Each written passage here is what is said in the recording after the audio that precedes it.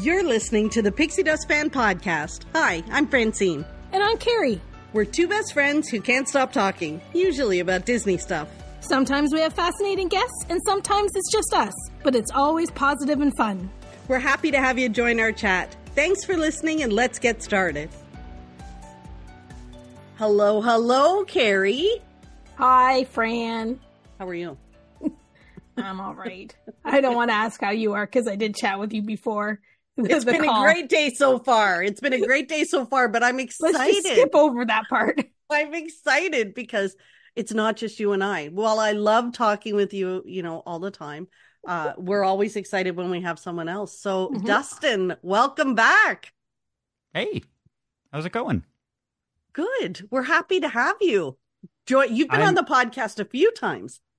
Yeah, I think I was your first. Wasn't I like one of your first like in-person guests? I think you're the only in-person guest I've ever talked to. Oh yeah, because we did something about there was a bucket list discussion. Yes, and then the next one was all talking about Victoria and Albert's. Yeah, which by the way, still amazing. Yeah. But yeah, this will be a different type of a conversation, that's for sure. So it'll be a good time. I'm excited. Yeah. I'm excited too. Dustin, if you don't want to go back to the other episodes, to remind you, Dustin is from Steps to Magic. You can find that website when you search Steps to Magic. It's just stepstomagic.com, right? Yeah, it's pretty easy stuff. We're going on it's been since 2017. Oh my goodness. I've had that. So yeah, it's interesting. One whole pandemic later, and it's still going. So, yeah. But we wanted to talk to you today because, we were chatting about your adventures and your travels. We also had a podcast listener say, could you talk about traveling somewhere else? And they specifically called out Vegas. And said, Vegas, we'd like to hear a little bit about that. So funny thing was Dustin just got back. So big Disney fan, but you actually went to Vegas for a trip instead of a Disney destination. Yeah, I know. I know. So what prompted the change in direction? So 2023 was a weird year for anyone thinking about the Disney parks.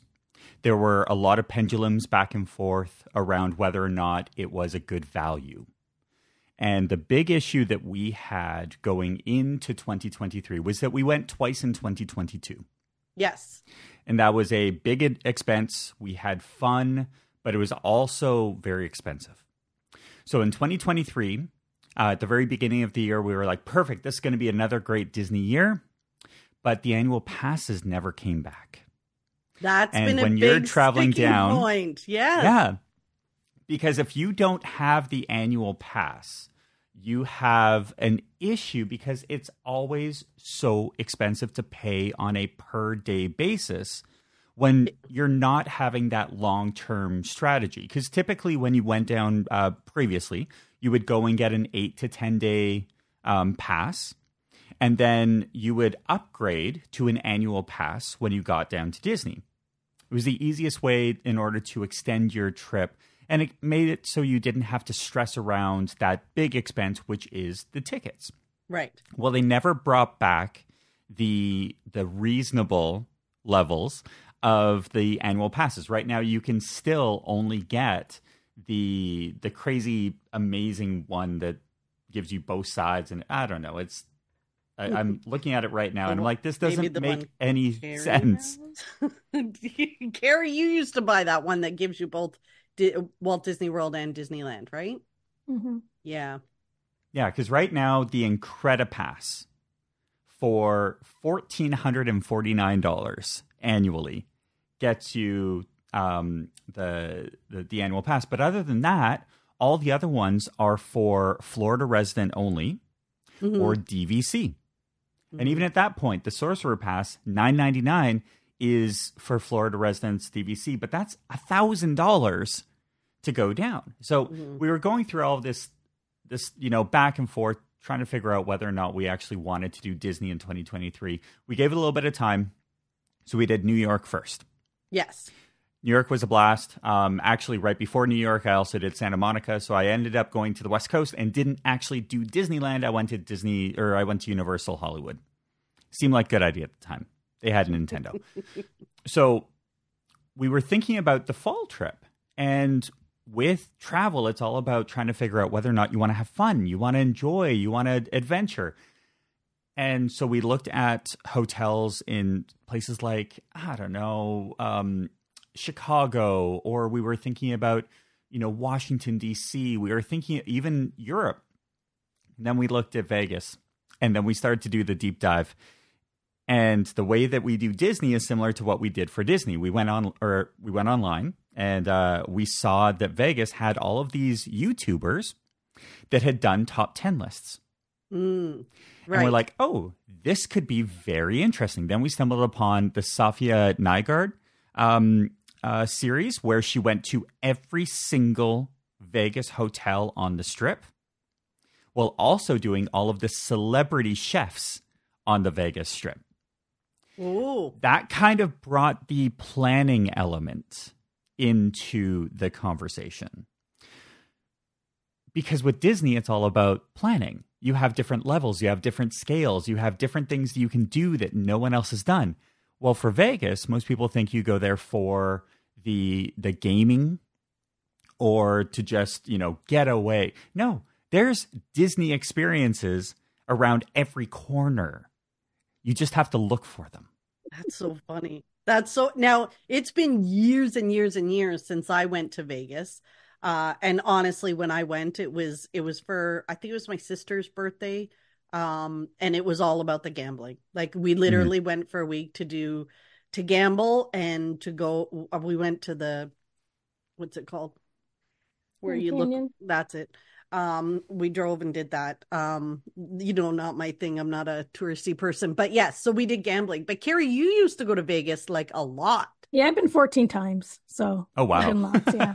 I was the one that I get strangers emailing me saying, "I hear you got this Vegas top 10 tip doc." I'm like, "There's 20 on the list, and who are you? I need to know some details before I decide if I'm divulging my tips to you." But it's been years since you went. Like I it'll haven't be been for. I went for my 40th, so it's been a while. But you know what? Like, not much has changed. Like a Vegas trip is a Vegas trip,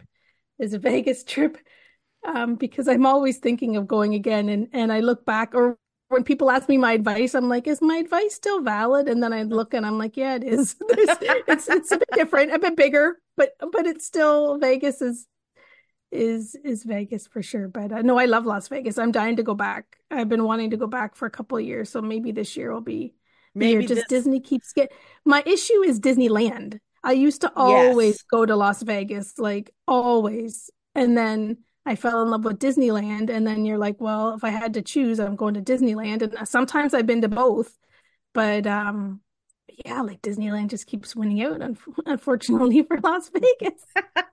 But anyways. So yeah, I've been there a few times. I love it. Yeah. I don't gamble either. Well, and gambling is one of the things that you could do it while you're there. That's not a big issue, but there's so much more. And I think one of the things that I learned from this adventure was that you don't have to stress around, finding something to do. I know when we go to New York, one of the big issues is you can wander and you could not accomplish anything because you're not in a bubble. Right. And with Vegas, everything is a bubble. When you're on the Strip, you're in the bubble. So it gives you that opportunity to really just walk.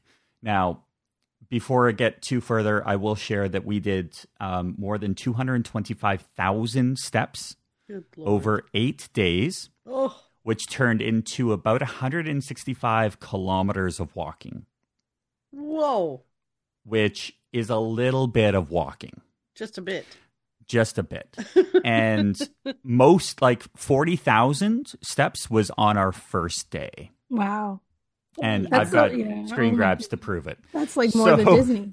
Yeah. It's more than Disney. You know what we always said about Vegas, and like my Vegas was like my mom and my aunts used to go, my great aunts and my mom and her sisters, and then it kind of turned into me going, like it's a generational thing. My sister and I started going or whatever.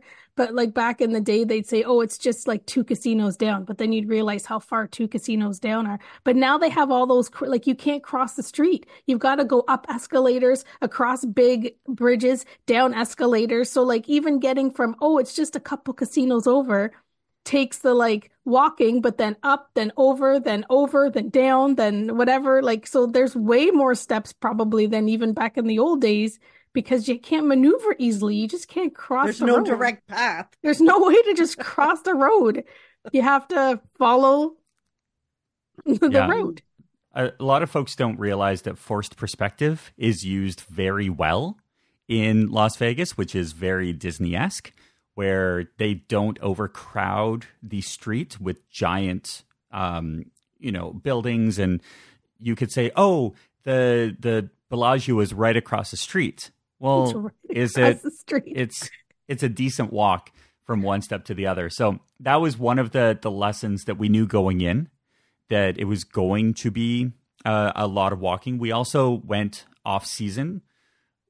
But off-season was weird when we went because we ended up going at the end of November, a few days after F1, Formula One was there, where they shut down the entire strip for the Formula One race.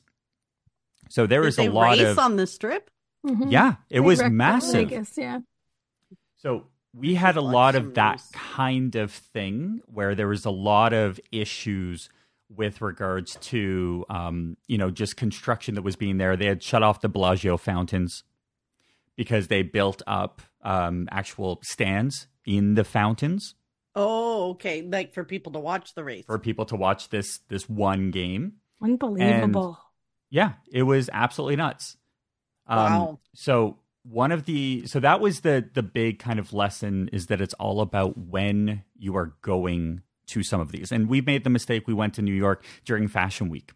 We didn't know it was Fashion Week until you show up. There are certain things that just aren't on the calendar. We've also done it with Disney. We've been down there during a race, during a Run Disney. Me too. You just don't know being there during a race. So that was the big thing that we popped up. So as preparation for our podcast, I sat down with Jill, my partner, and we went through our top 5 tips for Disney fans going down. Also mistakes.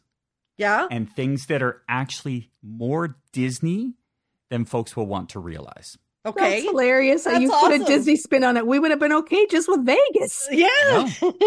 Nope. This is the way that we do things. All right. So 5 tips for Disney fans who are going to Vegas for the first time. Perfect. Bring walking shoes. Yeah. You will be going inside and outside.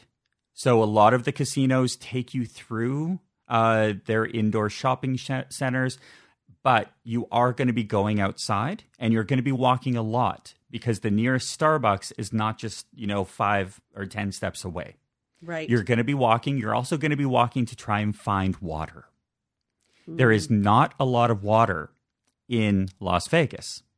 So you don't have the refillable water stations all over the place. In fact, Starbucks charge for water. Oh, you're kidding. So you always have to be very cautious about your dehydration and whether or not you are going to become a little bit more angry based on whether or not you have, you're hydrated. You need water. Oh, you're in the desert. Yeah. So big one, bring walking shoes. You will be walking. If you do have an issue with your shoes, which I did on day 1, just know that there is a shopping mall on the Strip. It's called the what is it? It's the Fashion Outlet Mall. The Fashion Mall. In which they have a Croc store. Oh, okay. So all else fails, you buy a pair of Crocs. Exactly, because Crocs are incredibly comfortable when you're walking around and you have already messed up your heel. Because Oh, if you yes. mess up your heel because you wore the poor shoes, Yeah. then you want something that'll allow you to walk, which Crocs are a really good one. They also, at this mall, they have a Neiman Marcus, they have a Saks Fifth Avenue, but they also have Dick's Sporting Goods, which allows you to get the sporting shoes if you want them. Ah. So that was something that we found always fun. Research your food in advance. That's right. We're talking about ADRs. Yes. Advanced dining reservations is a thing in Las Vegas. You can go on to Open Table and you can get reservations for things like Hell's Kitchen. I would love to by eat Gordon in Ramsay. like one. Yeah, I love Gordon Ramsay. It's an amazing spot, but you have to reserve in advance. Right. There are also different locations like the Wicked Spoon, which is one of the best buffets on the Strip at the Cosmopolitan.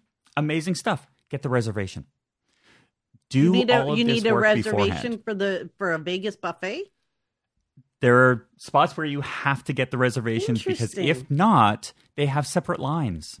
Everything's Oh, about okay. getting access. Right. So with regards to a lot, and there's some really good quick service food, but you also are subjected to the same thing as if you're going to New York and you're walking around. Do you really want to keep doing dollar pizzas? Right. For most of us, the answer is yes. But for the majority, you want to have a destination. Yeah. That makes So sense.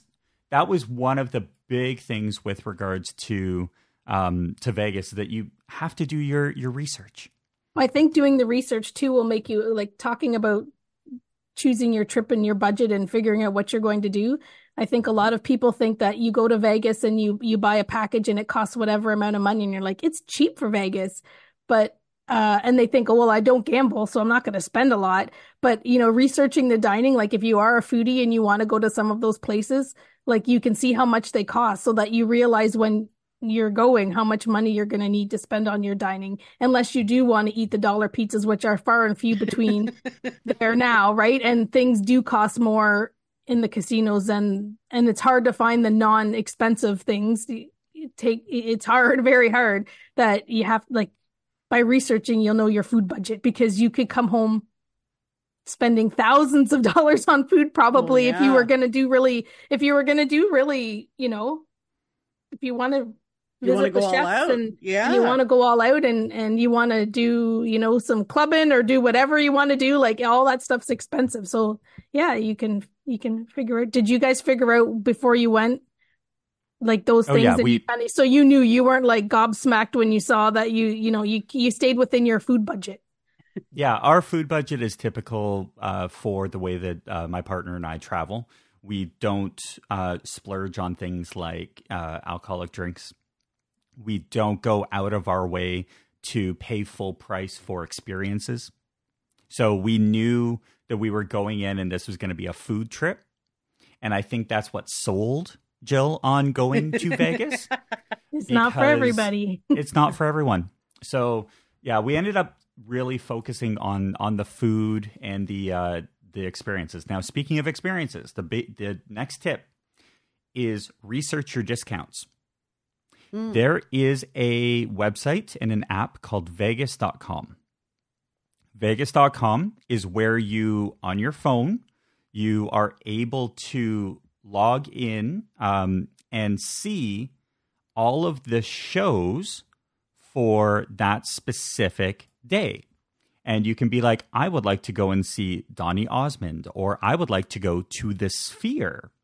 And then when you click on it, it actually takes you to a booking engine in which you can choose which day, and you can actually see how much each and every single show is, and you can pick your seat.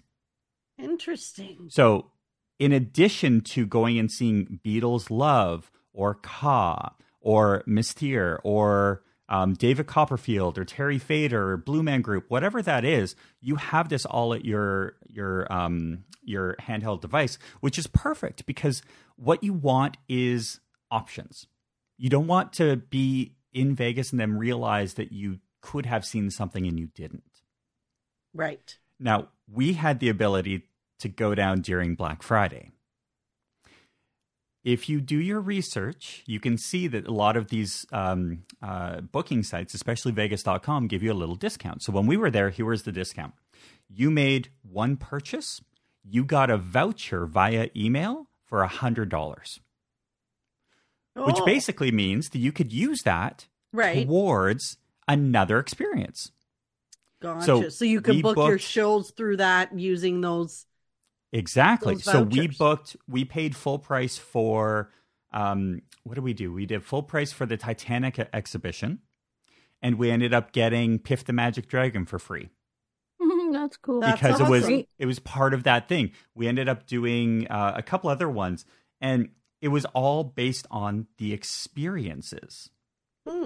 So once again, it's all about the tips. And we do that with Disney. When you're going into the Disney parks, you can tell whether or not do you want to go and do a Groupon and do the, what's the balloon called again? Aerophile? Oh, the one at Disney Springs? Right. Yeah. Right. So that's on Groupon. Right. So if you go to Disney, you can save money. It's the same thing as going and getting all of the food from laundries. You can save based on their rewards programs. You can go and get Rainforest Cafe at a discount, which is where it should be. Who would ever pay full price for Rainforest Cafe? We go from food to attractions. We've talked about water. We've talked about the calendar. I would struggle with water. Hang on, I have one question though. Yes. You go to Walgreens and CVS to get your water. Yeah, I'd be dehydrated in 5 minutes. But my question is, do you still get free drinks as long as you're gambling? Yes. And bottles of water. Fran years ago would have been ordering vodka and cranberry, and now she'd be like, bottle of water, please. Bottle of water, please. Can I have a bottle of water with a beer chaser? Yeah. Side of beer. That's it. The thing to keep in mind that I was instructed before we went down is that typically when you are gambling, you still have to tip for those drinks. Yes. And there are times where the tip is actually more expensive than if you went and bought it yourself. Oh, a bottle of water, yeah. Yeah, probably because people probably don't even think about tipping for bottles of water, which is like that's how these people make their money when they're bringing you the drinks. So, well, back in my day of going to Vegas, the ladies would walk around with bottles of water and just give them to you. Like if you're, in the morning they drop off coffee. They come around delivering coffees if you're gambling early in the morning, and they would give you bottles of water. But yeah, like I think if you're buying drinks as well or tipping them for that, like. Back in my day, they would have given you some water for, Yeah, but you know what? Yeah, I think in Vegas too. Like when you go to the CVS and the Walgreens, like the waters are cheap, but they're still not as cheap as if you were off the strip and you bought a bottle of water, maybe for Yeah, they are not cheap. Walgreens and Target and Ross and all of the other spots up and down the strip, they have rent to pay, so they're not giving you the same types of deals. Mm-hmm. You're not going to see the 2 for $3. You're not going to see that kind of a thing. They're charging full price and more. Starbucks on the strip, we're talking about $8 to $10 for a drink, versus other locations off the strip, you're looking at $5 to $7. Right. What we did on day one was I did go to Target and I bought a case of Coca-Cola and just had it in our hotel. But the issue is that not every hotel has a fridge. Mm-hmm. Ours didn't. So we had to live in the world of going to the ice machine. Yes. And that kind of thing. But that's there's what a we lot used of to do. Yeah. The water back tip in that our we day. had. Exactly. The tip that we had was when you went for your meals, always make sure that you're getting water with your meals and see if they'll fill up your water bottle as part of your meal. Oh, okay. So before you leave the restaurant, you can get them to fill that up with the filtered water. Right.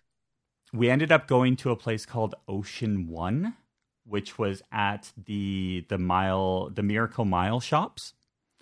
And this is like the typical Vegas experience where you walk in and they're there to just feed you and get out. Like you're here, you get your omelet for $9, you get your, French toast or whatever, pancake for $6, you get your drink, just get out.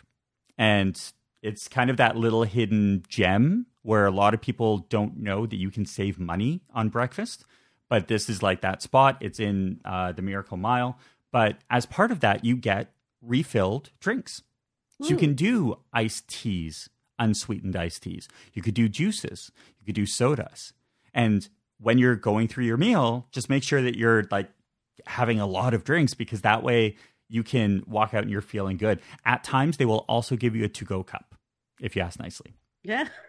And at awesome. Miracle Mile, here's a Disney fact. At Miracle Mile, it's there's Earl sandwich, unless it's gone. There is Earl sandwich. And they have incredible mac and cheese with bacon on top. Oh, it was incredible. It was only like $6 or $7. Nice. And it worked out perfectly. Speaking of Disney experiences, there are two that I want to bring up. So number one is over at Area 15. You have Omega Mart. Omega Mart? Yes. Omega Mart is a massive art installation by Meow Wolf, where they have set up a grocery store. But when you go into the grocery store, it's a story. You're going through the training process to be a grocery store employee. But as soon as you're going through, you have folks who are coming out, and like there's little hidden details everywhere. And you realize that there's actually a subculture that are trying to bring down the organization that's behind this grocery store. So wait, there it's are like slides. It's pretend. It's an art installation. They literally have grocery items you can buy. Like I have taken about like 10,000 photos of our trip, and I'll send over some of the things. But Omega Mart, you walk in and they have things that you can buy, from mugs to actual like spray, like cleaning spray, but it's all fake products that were made specifically for this art installation. Like you're stepping in the Simpsons. Yeah. For real. Like a Simpsons grocery store. Like the cartoon. We'll send you some YouTube videos. Yeah. And the reason why I knew about it was because when I was doing my research, I reached out to the guys over at We Like Theme Parks. And I said, hey, Chris, hey, Mark, what should I do? And both of them said, go to Omega Mart. I think Mark wanted me to go and see Piff the Magic Dragon, which I did. Yeah. But we ended up going to Omega Mart, and it was incredible. Area 15 is an entertainment complex that's just right in behind the strip. In there, you have a luminarium, which is a giant box where you go in and everything comes to life. They have space. They have safari, that kind of thing. They also have a, because it's basically attraction, like all the way around. And you could spend a lot of time in this place. There's battle axes or dueling axes, which is a spot where you go and you can throw axes, and, it's kind of like darts, but it's axes. They have something called, I think it was five iron golf, and it's a golf simulator location. So, and then they have like all these amazing things. So it's off the beaten path, off the strip. It's a simple, I think it was like $6 Uber to get over there. But you get to go and just get away from the strip. Wow. How long has this thing been there? I believe, let's see. It's got to be recent. Well, it's been a little while. Yeah. Who are we kidding? I don't think we left the strip. We didn't see a show. I don't think we did any of that stuff. So we probably wouldn't have. Oh, no, we did. We went to that other street, not the strip street, the other one with the big doohickey over your head. That's it. Yeah. So Omega Mart opened in 2021. Omega Mart. Yeah. So it's been there 3 years. Wow. So it's kind of like you walk into a play kind of thing. Like you walk into Yeah, kinda. I can't share my screen right now, so I can't show you all the photos. I'll But have to watch I'll a send you YouTube. over a ton of photos. The idea is that when you're in this spot, you're immersed, and you can actually buy a VIP thing that's I think an extra $3, and it gives you a card that you can go around and scan, and you upgrade your skills as a training employee, and you gain access to a lot of. It is so cool. Carrie, if you are going to Vegas, do it. Yeah, we it's may pretty need to add popular. Vegas. You know what we need to do is figure out when the boys from Cobra Kai are going to be at a Comic-Con near Vegas, and we'll just combine the two. That's what we'll do. Yeah. So the experience is great. So those types of things are all over the place. You've got events. You've got actually the other things that Jill wanted me to share is that you can plus the experience by doing your research. Just like with Disney World and Victoria and Albert's. Yeah. You can do that type of thing by knowing which resort has what restaurant. Right. Because there's a lot of resorts. Yeah. There's even more restaurants. So things like Best Friend, which is probably the hidden gem of the century. It's Roy Choi, who is a celebrity chef, really great guy, but he has a restaurant at the Park MGM called Best Friend. Oh. And it's amazing. Street corn and tacos, and it was brilliant. The other thing is that the resorts in Vegas are similar to a Disney experience because you have tiers.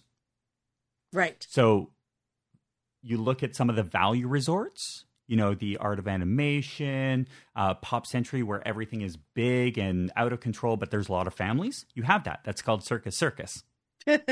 And then the moderates are in the experience, but not in your face.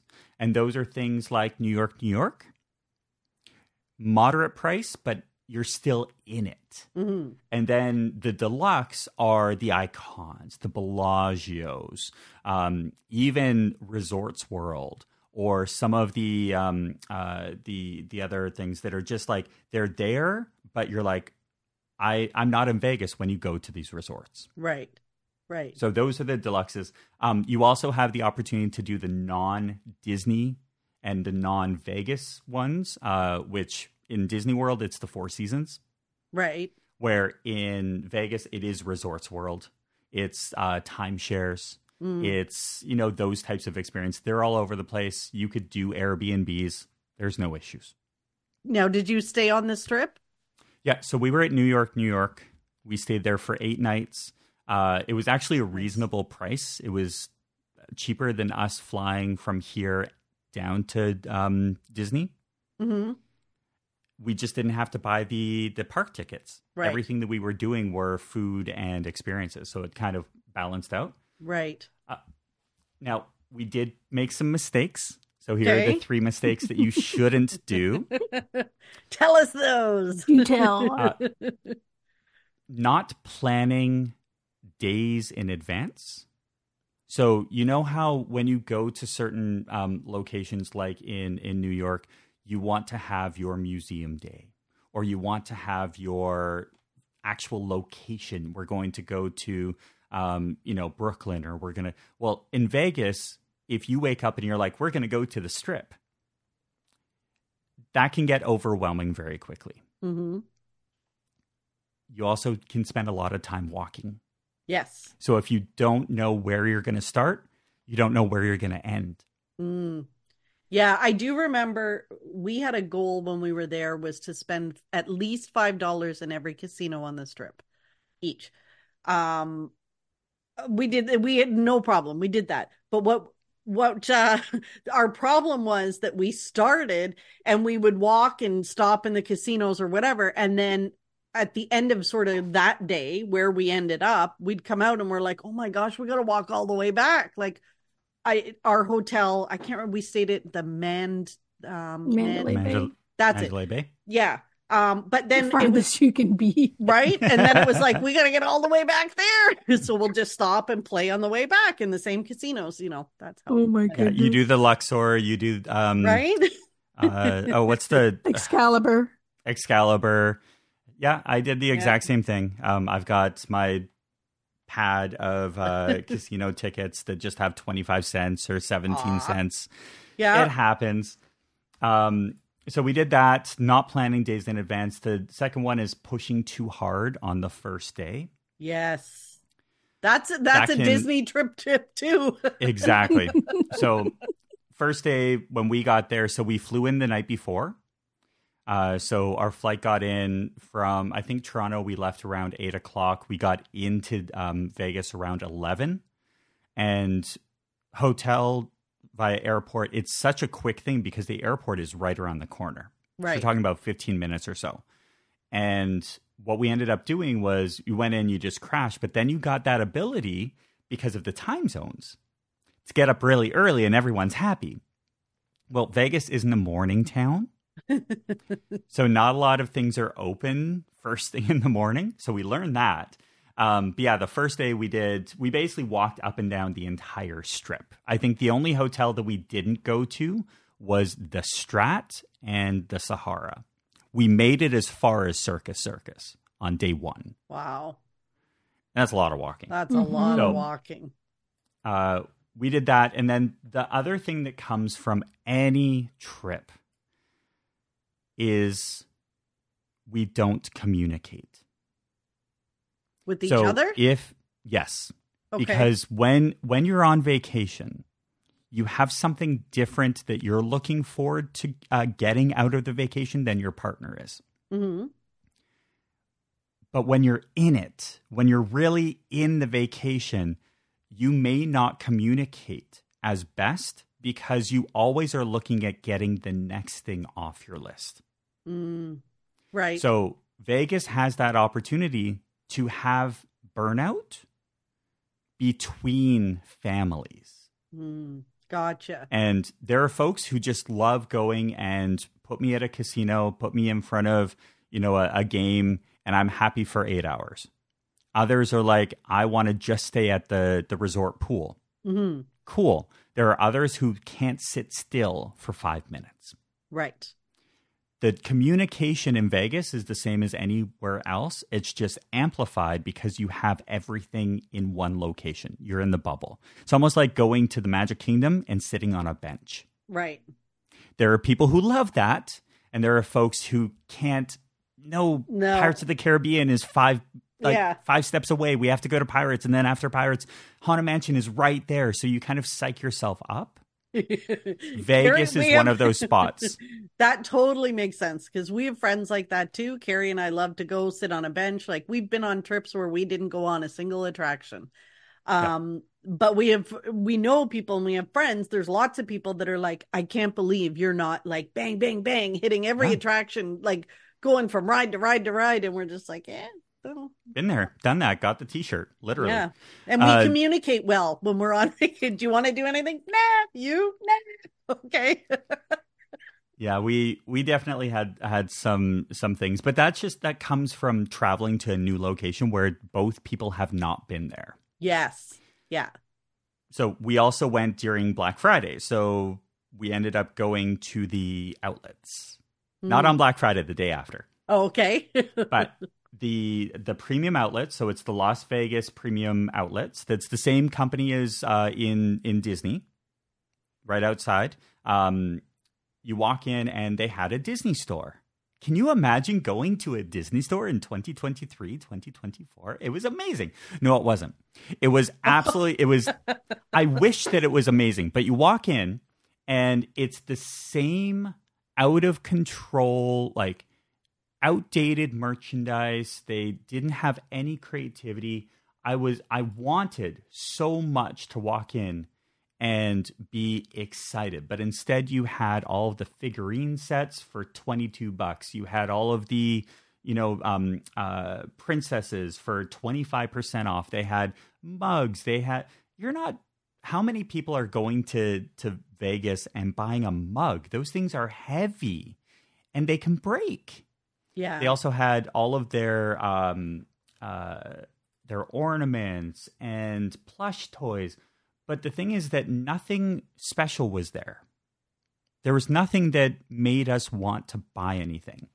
Was it like old Disney store merch? Like just like no, it was new Disney store merchandise. They just didn't make it so it was attractive for folks with disposable income. Gotcha. Where next door, there was a store. We don't have it in Canada, but it's all over the place down in the States. It's called Box Lunch.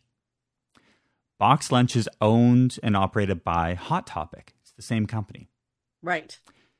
Well, you walk in and they've got all the Funko Pops. Yes. They've got shirts. They've got Powerline merchandise. In this location, I have a photo and I'll send it over to you. They actually have a basketball jersey from Cuscotopia. From where? Emperor's New Groove. Oh. Like, they have a Mushu baseball jersey. Oh. Like, they understood their assignment. Right. So we actually had more fun at Box Lunch than at the Disney store.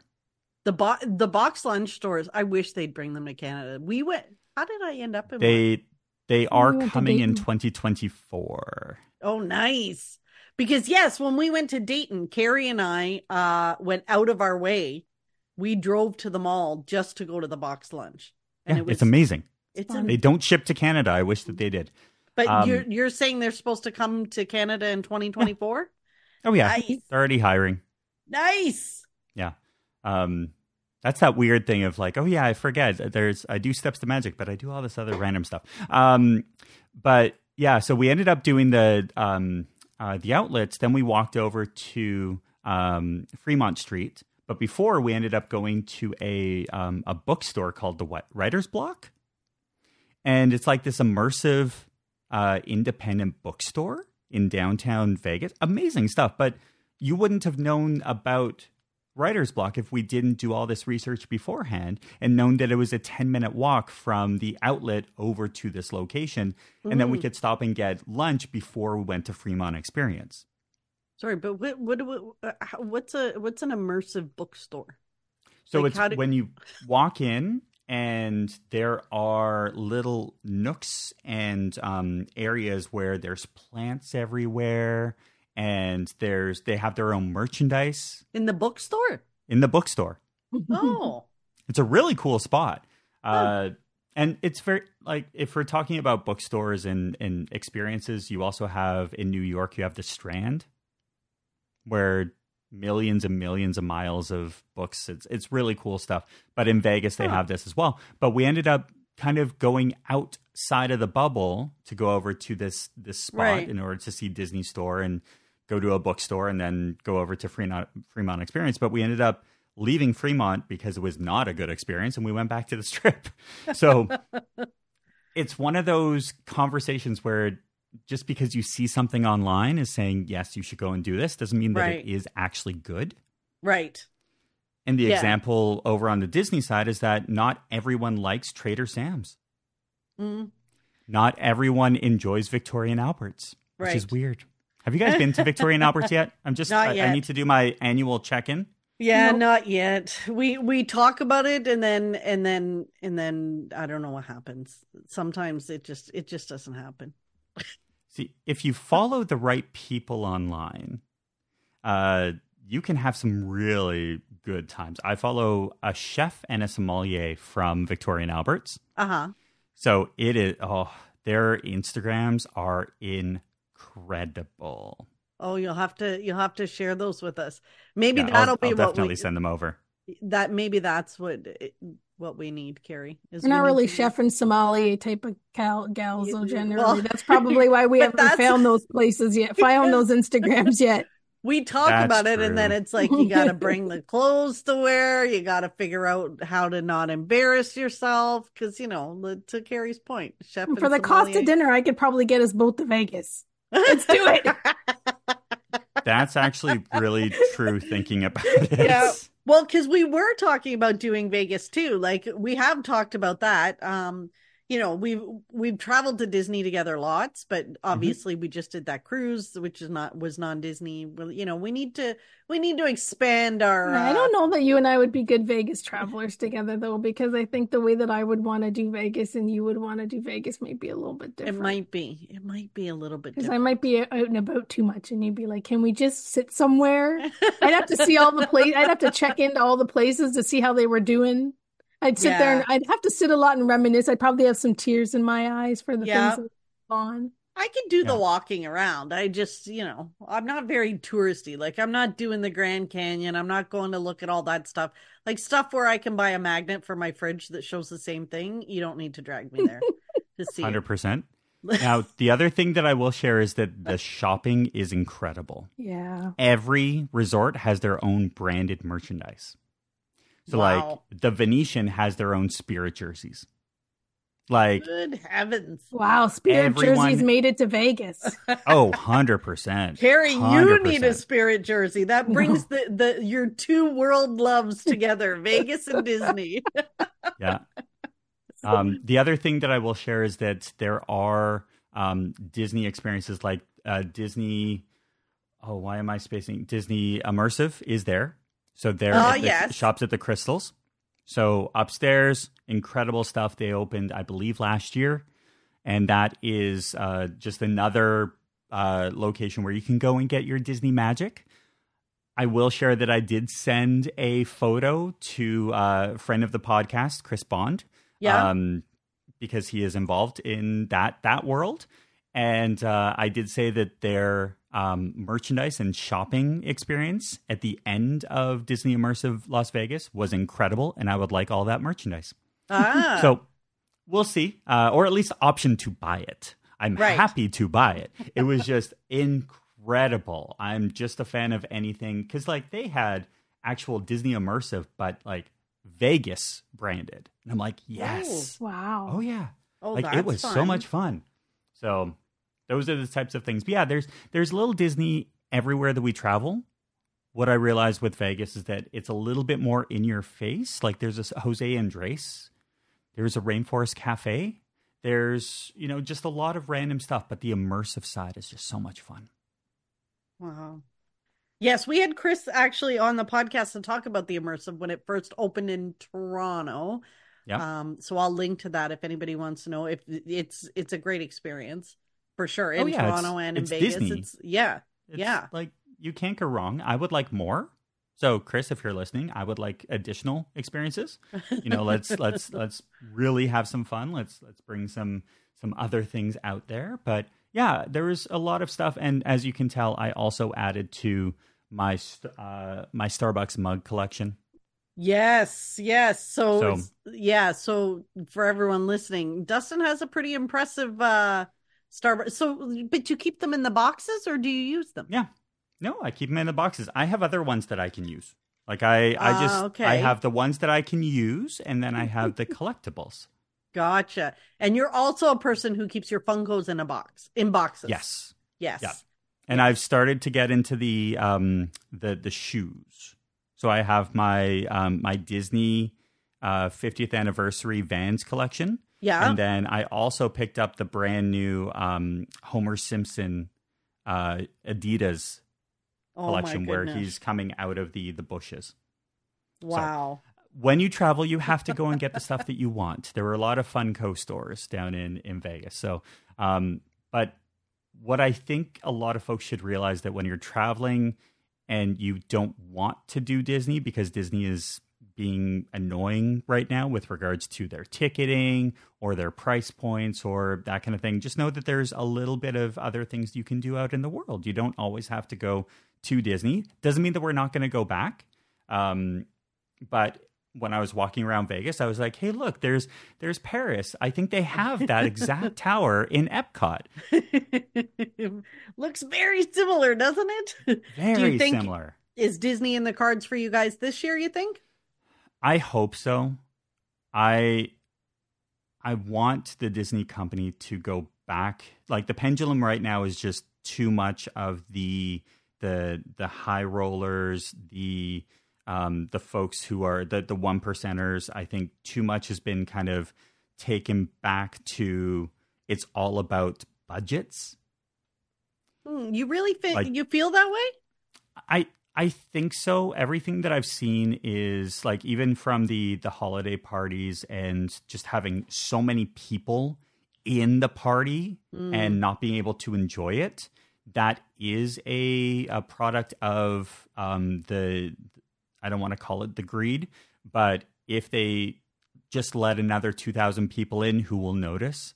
If they just open up another 5,000, things, then no one will notice. But you're also looking up the street where Epic Universe is coming out in 2025. And yes, Disney has a lot of stuff that they're doing internationally. Walt Disney World needs some love. And I haven't seen the new Epcot since the last time we were there. We were there in November of 2022. Right. I haven't been, and I haven't seen the Moana experience or anything like that, but I've seen all the videos. I've seen everyone's, live and everything.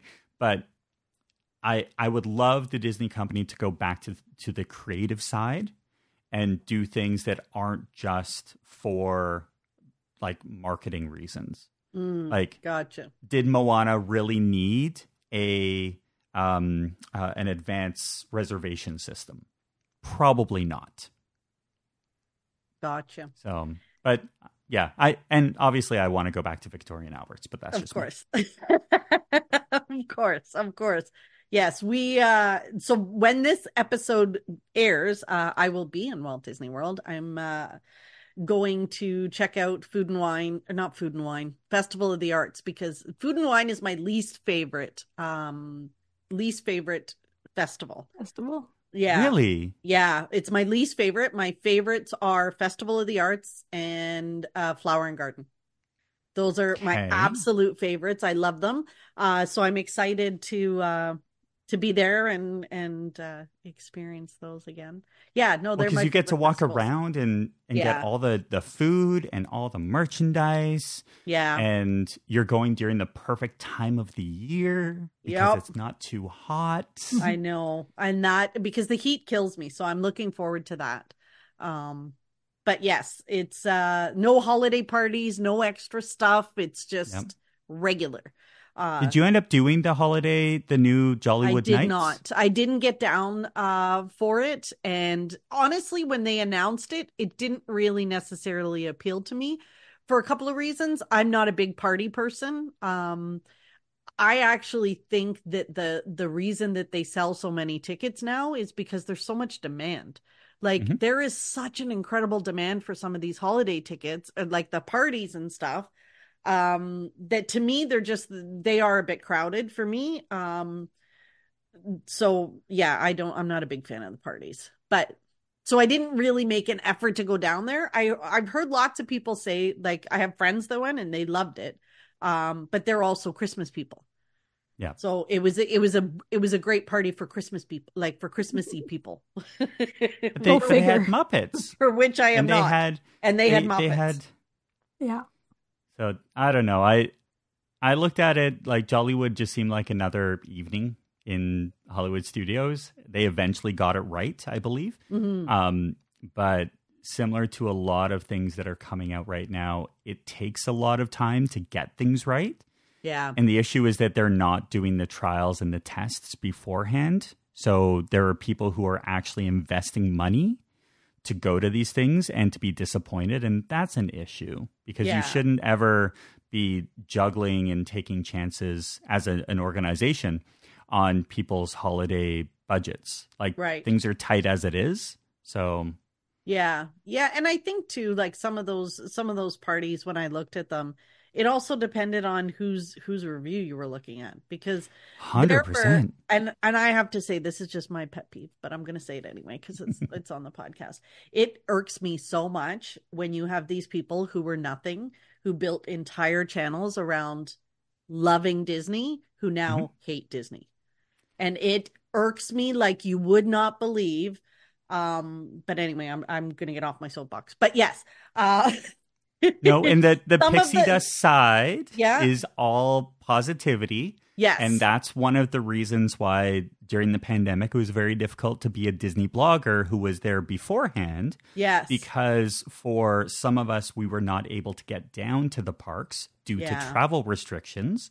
But there are folks who were doing live streams every single day. And I'm like, it's because you're there and you get this opportunity to. And there are some of us who can't. And then we spiral into a deep depression and we go to Vegas. Yeah. But it's so hard being a Canadian Disney fan because you're right. Some of these prices too, like for people listening who, especially who live in the States, I don't think that they necessarily realize when we're looking at the prices of things, the price is 25% more for us. Yeah. Like when we go to buy those party tickets or the park tickets or whatever, and it's the same when you go to Vegas. Like we pay 25% more than everybody else because of our dollar. So it is, it absolutely is something to consider for sure. And that's, I think when we're looking at 2024, 100% want to get over. If worse comes to worse and we end up in Europe or we end up traveling somewhere else, then it's worse comes to worse, end up in Europe. You know, I always look at Epcot as being the world showcase. I know that I can go to, you know, the perfect locations. They have the UK right there. I can talk to people from the UK. If I want to go to Canada, I can go to Canada. It's amazing.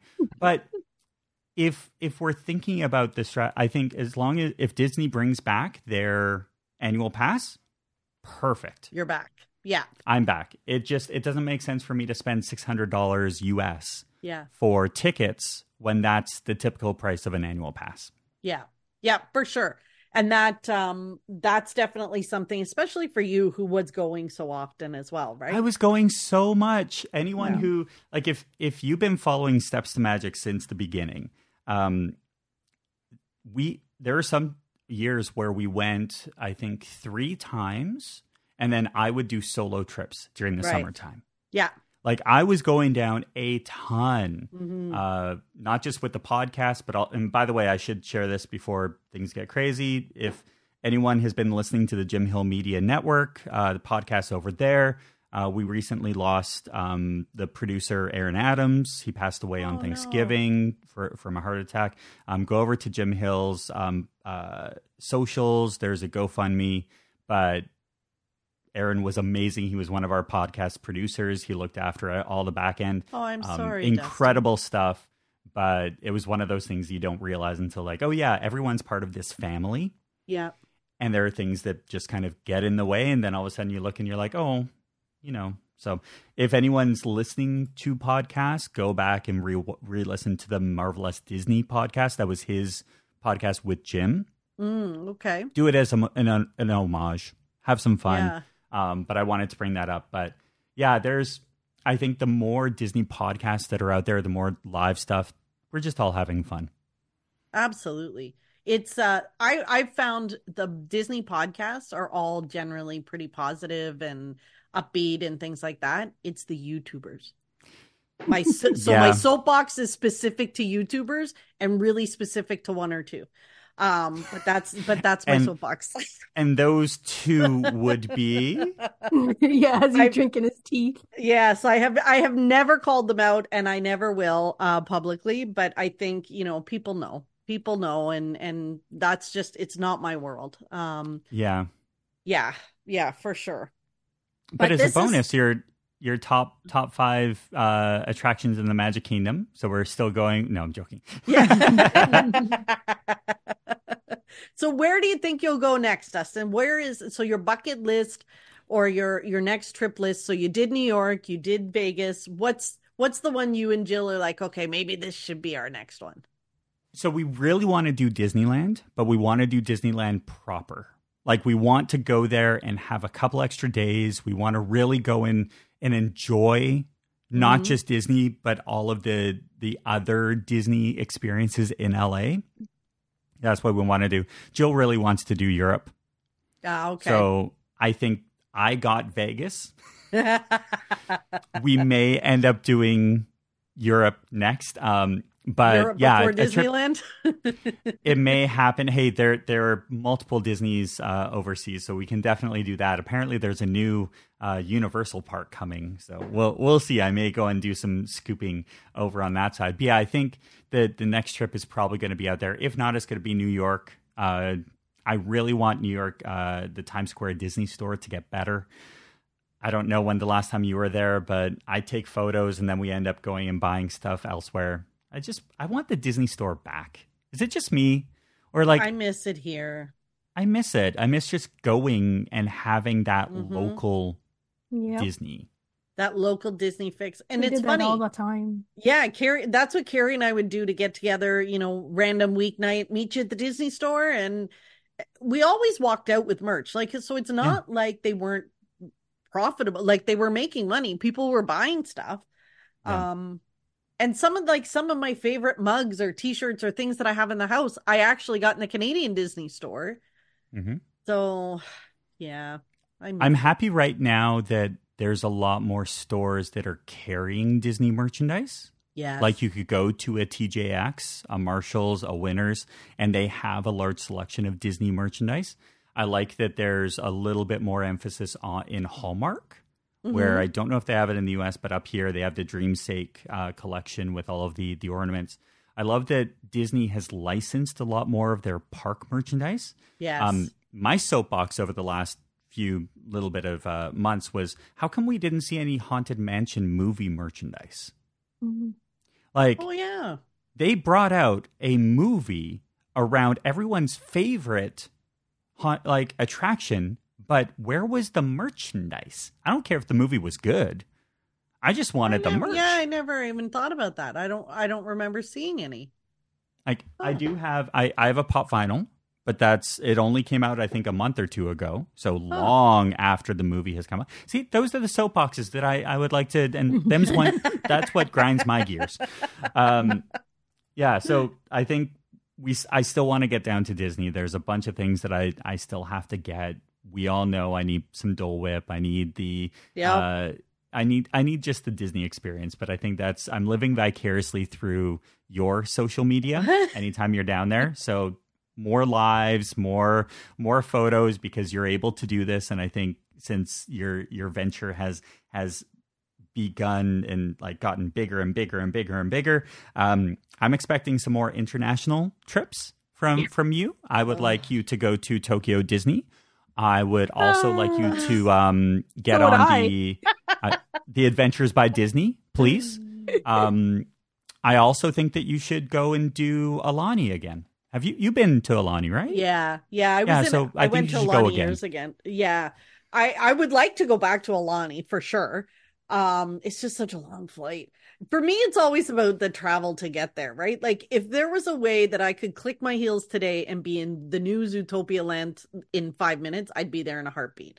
I'd pay whatever it costs. Unfortunately, it's the travel time. But I will say I've always been one that's like, yeah, I have no desire to do the other Disney parks around the world until I watched the YouTubes about Zootopia Land. And then I was like, maybe I do kind of want to see some others. And like Paris, I would have done did they bring Frozen Ever After? Because that was just an attraction that was they had Maelstrom. They wanted to turn it into Frozen. Here you go. But they're bringing that attraction everywhere else. And it's like, guys, like you could have done something different. They could have made it better. Yeah, have fun with it. I think I do have this. Yes, now I'd like to maybe see Zootopia Land if they don't bring it to Walt Disney World. And then there was always if I'm going to visit my family in Scotland, then maybe, Paris isn't that far. Like, so there's always those things that I think about. But it's just when, you know what it is? When I finally don't have an unmagical job, it'll be easier. Because I only have a finite number of days off and I try to maximize them as much as possible. And a 2.5-hour flight to get to my happy place cuts down on, like, you can't, people used to laugh at me when I would say, well, if I have to go visit my aunt in Scotland, and I'd be like, okay, well, why don't we just go for 4 days? And they'd be like, you're going to fly 8 hours to go for 4 days. But believe me, in Scotland, sometimes that's enough. But yeah, I wouldn't go like that far for just a few days. You'd have to, yeah. You'd have to play. Like that's the whole point. But yeah, there are many other things, and I can't wait to see your guys' plan for 2024. Who's on your bucket list for guests in 2024? The last time we had this conversation, we spoke a couple of names into existence. Who's on your bucket list for 2024? It's probably the same people. Kermit the Frog, some Muppet folks. Josh D'Amaro. I'd love to talk to him. I would love it if we could get Ralph Macchio or William Zabka. That's gonna happen. Come on, add Shaquille O'Neal to that list, please. Shaquille O'Neal. Like if we could just figure out where they're going to be, Carrie, we could invite them. I can't believe we missed them at Comic-Con. Like it was too perfect. So hopefully this year, bucket list for 2024 is that Carrie and I are going to meet them. I don't know how, I don't know when, I don't know where, but we are going to, because it's just such a stupid thing that we both want to do for like literally a 30-second picture and interaction, right? Like it'll be 30 seconds while they sign a picture. For the cost of those pictures, I probably could plan as a trip to Vegas. I'm going to find as many ways as I can that I can put that into this conversation. Right? So it's weird when you go to these Comic Cons, and I know that the folks who are there doing signings, it's a business for them. But the amount of people who are just like, they're sitting in their row of table followed by table followed by table, and like, oh, I can't go and get this photo because it's $60 or $75 for a photo. And you're like, I'm just going to selfie it. It's like going to Vegas and going to the Vegas sign. You walk up and you're like, there is a massive line of people. And I'm like, according to who? There's no official line. There's no official photographer. You go up, you get your photo, and you leave. Right. With a lot of these things, I don't know.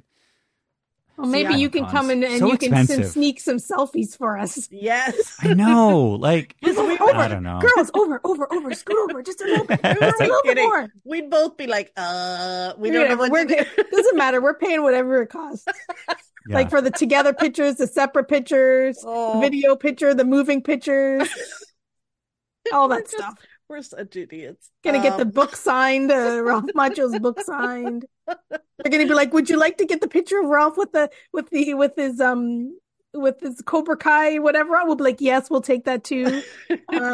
All the upselling, we'll take it all. We'll be like, "What's the highest amount of money we could spend in this situation?" Yeah, how much to just like lunch? Can I buy? Does he have a lunch package? Can I drive you guys back to the airport? Is there a way I can do that? Do you want me to come pick them up? I can bring them back to the airport. Like, what can I do? Like, what's the cost of anything? Oh my gosh, all of this stuff? Carrie. So we had this conversation on another podcast episode with We Like Theme Parks. I don't know if it ever made the air, but it was the things or the people that you saw or celebrities that you ran into in the Disney parks, and what was the situation. And it's amazing how many celebrities are in the parks, and you just walk into them because they're just wandering around. And there are some that have to have the VIP stuff because they will get bombarded, but others just like walking through the parks. And for me, it was always the wrestlers, because Orlando is a huge hub for wrestling. Like a lot of the folks live down there. And so I was walking out of the exit of Toy Story Mania, and right in front of me was Matt Hardy, one of the, WWE wrestlers. Yeah, the Hardy Boys. Yeah. And they're massive Disney fans. And so you get that chance to like just walk and talk. And like, I've met some weird, just random celebrities, but it's because when you're down there, everyone's having the same amount of fun. The lesson that I learned, though, is that you never bring out your camera. Because as soon as you bring out your camera, they turn into, PR side. But if you just walk and talk, no harm. That's how I'm going to get you Ralph Macchio. So we'll try and get you like maybe like gonna bump into him. If he comes to Toronto or comes to, I'm sure we get you to at least Niagara Falls, and just walk through the convention center and be like, hey, do you want a coffee? Carrie's getting him coffee. All I know is years ago when I was a lot younger, I used to work at the Canadian Film Center, and we would volunteer during the events. And they have the the film festival, they would always have a barbecue there, whatever Sunday, the Sunday before, the Sunday after, the Wednesday. I don't remember. I can't remember how I lied, but we would volunteer every year. And then there'd be certain celebrities there. And Matthew Broderick was there one time. And yeah, I think I ran into him in the inner hallways of the film center, which is a big old mansion. And I had a handful of I had a tray of hot dogs. Always happens. And I couldn't say a thing. Like all I kept thinking was like, oh my God, that's Ferris Bueller. Oh my God. Like am I like for the split second, like I probably said that in my mind like 7,000 times. And I think I just smiled and said, excuse me, and moved out of the way with my big tray. I'm pretty sure it was a tray of hot dogs or something. And so I don't know how I'm going to, I like, that was a big thing, Matthew Broderick back then, Ferris Bueller, Carrie, oh my goodness. So I don't really want to meet too many celebrities, but I can't imagine if I was able to rub elbows with Ralph Macchio. I know. I can't imagine that I would. It's probably better to be in this area where we're just going to pay our money and get our 15 seconds of a photo. Because otherwise, Carrie's not sure she can have a conversation. We might. But before. We're going to need you there probably to handle us. I think this is what we're getting to. We're going to need some supervision. So once we know the dates for Fan Expo, we're going to put you on, we're going to book you because we might need you there. Yeah. Well, but it happens a lot in the Disney park. So like, have you ever fanned out with regards to like a podcaster? So it happened. Skipper Ben. So Ben Rebstock from at one point in time he was with Inside the Magic, and it was just incredible. I ran into him and he fanboyed at the exact same time as I did because he's like, "Oh, Jim Hill, like you," and we got that chance to like walk around the park, and I'm like, "This is just so much fun." But there are certain times where you just walk into people and you're like, "Oh, this would be absolutely a blast," especially the podcasters because you listen to their voice. Like we were talking about that last time, how people are starting to recognize voices. Yes. And you're like, imagine if you were down there doing live streams. Oh, that would be so much fun. When we used to do our live streams more, we would get people noticing, like even when we were at Disneyland. And that was what I thought was the weirdest thing, that we're not even in the place where we always talk about it. And somebody, I'll never forget that lady was from Newfoundland and she's making her husband come over and the kids and the husband's like, yeah, that's great. Like what? And we were like, what? Yeah, that was fun. But we don't have to worry about that as much anymore because we don't put ourselves on the Facebooks anymore because we kept making fools of ourselves pretty much. Well, we kept making fools of ourselves. But you know what else too? I'm finding that in the parks, I find it hard to do live streams. And the 100%. Reason is I feel like they are, well, I know Disney's not a big fan of it because people have ruined it. But I was always one that I was so conscious of being out, like not ruining. I don't want to ruin somebody else's experience. I want everyone to go to Walt Disney World and love it as much as I do. And if me being on a live stream is going to detract from their experience, I don't want to do it. Because I actually have people sometimes when I'm in the parks, they message me and be like, are you going to do a live or whatever? And I'm just like, no, because right now I'm in the middle of everybody else and I don't want to interrupt their event. We used to do them. It was really like Carrie and I talking off to the side where we weren't bothering anyone. So, or on your couch. Sometimes we did that. Or on the couch. We used to do things like that for sure. But now I do little video stories and stuff like that. Just, that don't impact others. The prominence of folks who are doing live streams on attractions. Yeah. That's the next episode.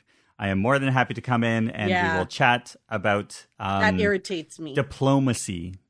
And, I used to I would do the people mover because nobody else is in the little car with me, so it wouldn't bother anybody.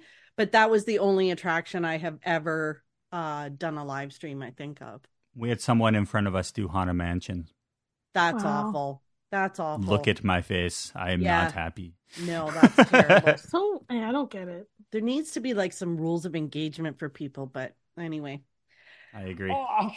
See, we could go on our soapboxes about all those things, but this was fun. Yeah, I hope Vegas. And it's fun. It's Vegas. See, Carrie, Disney. I think we need to do a Vegas maybe. Like That's a fine. 4-day weekend. And listen, she's like, yeah, that's fine, sure. I used to go for 10 days. Like every single trip I went was for like 10 days. Oh 'Cause my there's gosh. yeah. We went for 7 and yeah, I lost a lot of money that trip. That was when I realized that gambling and me are not Not good, yeah. we're not good. I can do it in small doses, but I have to be very careful that I don't get carried away. Because it's so easy for me to get carried away. Even on the cruise ship, like I was up like $200 on my $10 or $20 bet, and I text Carrie and said, "Oh my gosh, I'm winning." And by the time she texts me back, which was like 3 seconds later, she's like, "Cash out." I was like, "Too late. I lost it all." Like, Yeah. I was getting I've confident. already lost it. Yeah. Yeah. Yeah. Yeah. No, this was fun. Thank you again, Dustin, for coming on and sharing your fun to Vegas chat. stories. Yeah, it's And all always the fun other to stuff. chat. It's just fun to chit chat about everything, really. Yeah, Of course. for sure. Vegas and all the other stuff we carried on afterwards to talk I about. know. But now it's the part of the podcast where we look at what brought you some joy this week. What brought you pixie dust? We'll let Dustin go first. This is low-hanging fruit, but the Facebook message that Fran sent me and said, "Hey, do you want to be on the podcast?" Oh. And I was like, Yes. yes. Yes. Yes, I do. Yes. Yes, please. You know, having a rough week. Yes. Let's do this. It's work.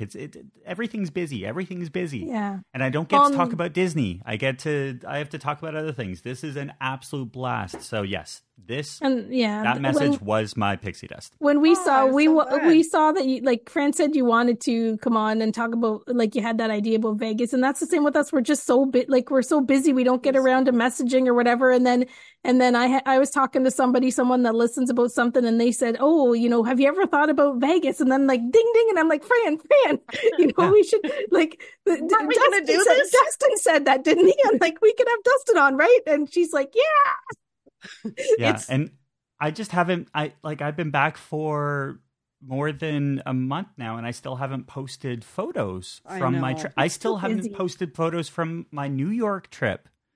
It's insane. Like, it's so busy right now. And like I said to you, we talked about doing a Vegas episode, I think either before you went or maybe just while you were there.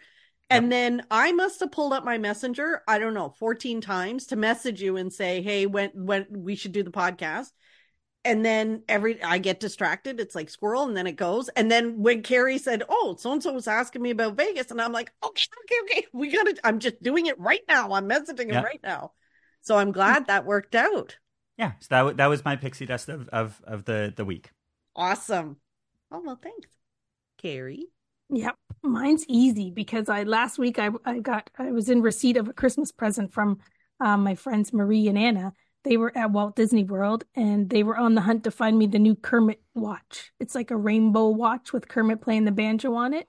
And it's been out for a couple of months, and every single person that's been down there, including Marie, who's been there twice since, she was looking, she couldn't find it. Like, they've got Kermit, like everything. Kermit. They got Kermit shirts, Kermit. Aren't you so loving Kermit how much crew Muppets? Nets, Kermit, they got Kermit Crocs, they got Kermit everything, and they got this Kermit watch. They got Kermit earrings, I think. They got Kermit everything, like this line of a handful of items. And Marie was there, and she was looking, she couldn't find it. And then when her and Anna were there, they looked and they couldn't find it. And at the very, like, they finally saw it at Animal Kingdom. I think it was Animal Kingdom. I think it was somewhere different. I don't think it was Disney Springs or whatever. So they sent me the picture that they acquired it.